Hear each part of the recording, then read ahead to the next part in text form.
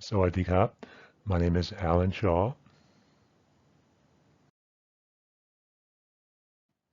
This is the third video in this series entitled Thai Tones Advanced Class. The topic of this video is coarticulation, and I'll define that term shortly.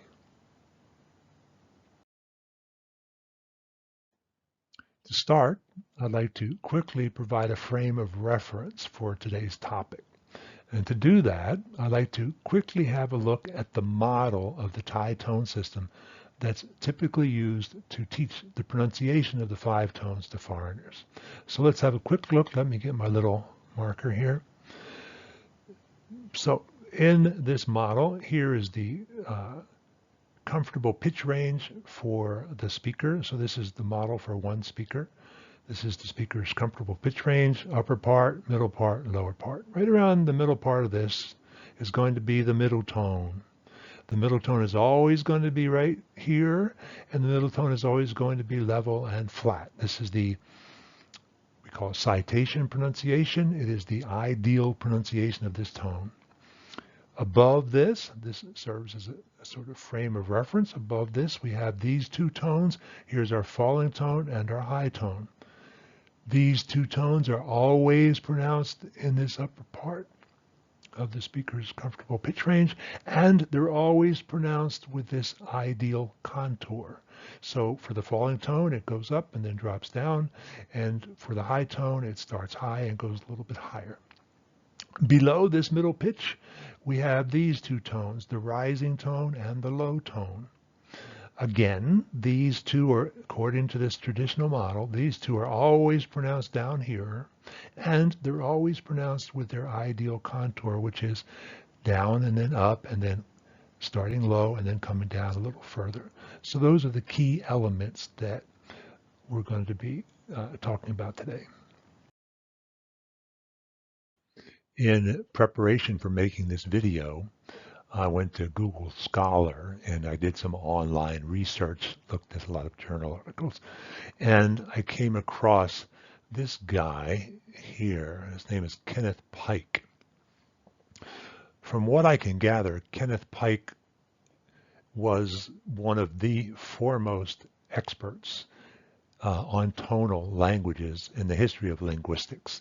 He did study Thai, but he also studied numerous other tonal languages, including Native American languages and Central and South America languages in Africa. He compared the different types of tonal languages. He trained people to go into a culture that had a tonal language that nobody knew very much about and figure out the system, the tonal system and so on. He was, I think, kind of in a league of his own in terms of knowledge about tonal languages. Here's a quote from him that's directly related to what we're going to be talking about today. He says, right up here, the citation form of a monosyllabic word. Let me just translate that really quickly. Citation form means ideal form. So when I showed you the model just a couple minutes ago, that was the citation form, the ideal form, okay? Monosyllabic word, one syllable word. So he said, if you take this ideal pronunciation of a one syllable word, he said, yeah, that may be viewed as bearing the ideal manifestation of a tone. So yeah, just take that one syllable word, ideal pronunciation, and yeah, you could say that's the way this tone should be pronounced. Here comes the kicker though, right over here. Of course, except for the occasional one-word sentence, such ideal forms do not often occur in running speech. Right? So it looks fine in your nice little ideal pronunciation model, but it doesn't work that way in reality, or very rarely. And then he adds something interesting here. He said, yet children in the culture often learn new words this way. And I know that's true in Thailand. They already know the Thai language and they know the Thai tones, but what they're learning is how to read. And when their teachers, in say kindergarten, first, second, third grade, are teaching them to read, they use this citation pronunciation, this ideal pronunciation. So this, this ideal form is used to teach children in that culture how to read. And it's also used to teach adults in a foreign language class, which of course, this is exactly what we're talking about here. If you're taking a class, a Thai class with a Thai teacher, this is what we're talking about. So here's right to the point of today's video. So these ideal tones do not often occur in authentic speech, said, because once we have two or more tone-bearing syllables strung together, that's the key. You've got two syllables, each one bearing a tone. Fine in isolation, but as soon as you have them strung together, we expect perturbations through coarticulation. And I'll explain that right now. So first, a quick definition of the word coarticulate. We see two component parts here, co plus articulate. Co meaning together, of course. Articulate, in this case, meaning to pronounce. So what it means is to pronounce together, which is actually a pretty nice description of what's going on. Okay, so I think there are a few different ways we can conceptualize, think of coarticulation. Number one, the speaker's speaking a sentence, and there are two tones that are going to be pronounced back to back, and so the speaker, not consciously, this all happens perfectly unconsciously, of course, but the speaker modifies these two tones in some way to make them easier to pronounce together in connected speech. Okay. The second way to look at it is one tone morphs into another, that there's not really any distinction between them actually, that you've got one tone and that just kind of changes and evolves into the tone that follows, which then kind of changes and evolves into the tone that follows that, and so on. That's also, I think, a fair way to think of this. I think it's very close to, if not exactly, what happens in coarticulation. The third way to think of it, maybe the easiest way and a really important way to think of it, is the speaker's taking a shortcut, which is also really what's happening. So I think you can think of it in all of these three ways at the same time. One reason I think, thinking about number three, if you're teaching pronunciation to beginning students, I think the tradition is to teach them according to that citation pronunciation model, that tradition pronunciation model, where every tone is pronounced as if in isolation, like in its ideal form. Ironically, that way of pronouncing a Thai word or a Thai sentence is more difficult than the way that word or that phrase or that sentence is pronounced by a native speaker, because native speakers are taking all kinds of shortcuts. So it's a thought. I think if I were teaching Thai pronunciation, I think I would really introduce very early on these shortcuts, this coarticulation that happens among these tones in a sequence. So what are the consequences of coarticulation as regards the pronunciation of Thai tones? To find out, let's look at this sentence. Pom chop kun. Okay, so this is I. Let me give my little marker right here. Pom is I. Chop is like. Kun is you. Pom chop kun. Let's look at this and see how the pronunciation of this sentence can be affected by coarticulation.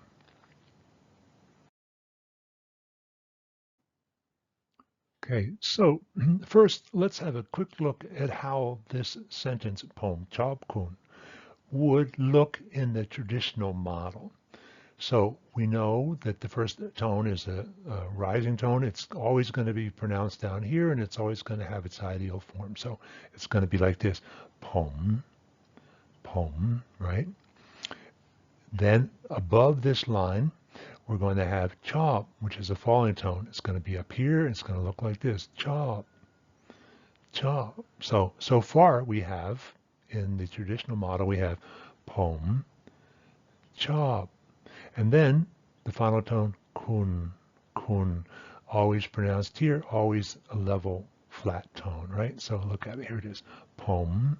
There's like a little break because they're in isolation. Chop, kun. Now you could say that quickly, be something like pom, chop, kun. And that, you're kind of edging toward connected speech, but it's not really connected speech yet. So let's look at what happens when you really have connected speech and you start getting co-articulation. First, this first tone here, pom, I'm friends with this tone that's going to follow it. We're like close buddies, right? So I'm not going to start down here.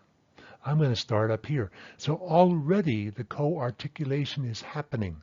Because in anticipation, a lot of co-articulation happens as anticipation, right? So I'm anticipating, this tone here is anticipating that it's going to be followed by this upper register tone, this falling tone that's up here. So I'm not going to start down here. I'm going to start up here. Look how much distance I'm saving in the pronunciation. That means shorter, faster, easier. Okay, so I'm going to be up here. I'm going to edge up here, pom. Then this falling tone, the same thing. These guys are good buddies. I'm not going to make you work too hard. I'm going to come down and meet you down here. So these tones are going to look like this, pom, and they're going to be connected. This is co-articulation, right? So it's going to look like this, pom, chop. See that?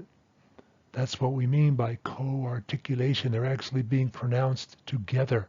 And look at the difference between pom and a break, chob, and no matter how fast you say it, you still have to cover that distance, and this, pom, chob.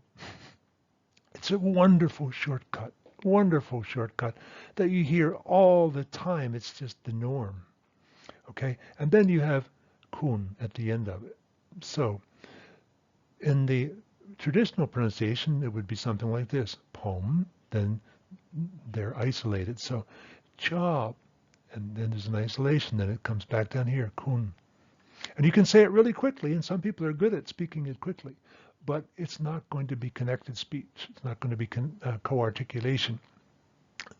Co-articulation, add that, here's what you got. Pom, chop, kun. Right? So this guy's up here, he comes down like this. This tone, this middle tone is going to morph out of that falling tone. So it's not going to start here because it's morphing out of this tone. And that morphing has two effects. One, it's going to start at a higher pitch, and two, it's not going to be flat because it looks like this. Pom, chop, kun. So this is a very nice, I think it's very easy to see here what a tremendous shortcut co-articulation is.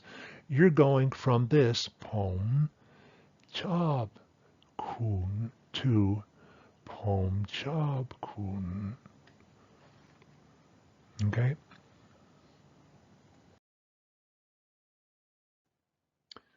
That's it for this video. Let me know what you think in the comments. I'm now going to be making the next video in this series. So if you've liked this video and or the ones that preceded this, keep an eye out for the next one. In the meantime, Coarticulation.